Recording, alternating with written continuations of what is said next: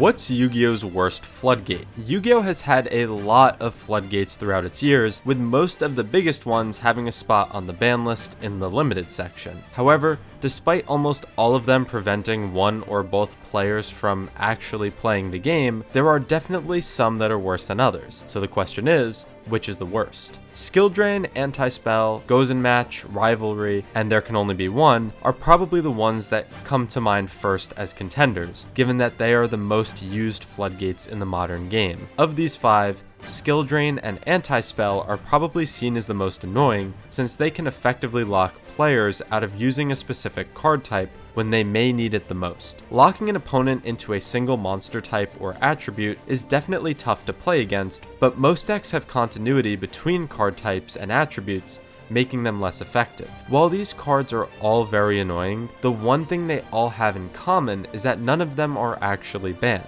I think the fact they are still usable even in small quantities speaks volumes about these last two cards, which are seen as so powerful that they can't stay in the modern game. I'm of course talking about Summon Limit and Imperial Orders. While both of these are awful to play against, I think Imperial Order's drawback of losing life points every turn makes it slightly riskier to use than Summon Limit, which can be flipped immediately on your opponent's turn after you finish comboing off. Don't get me wrong, they're both still awful. I just think the life point drawback of Imperial Orders makes it riskier to play during the new time rules. But what do you think? Thank you for watching, and please subscribe.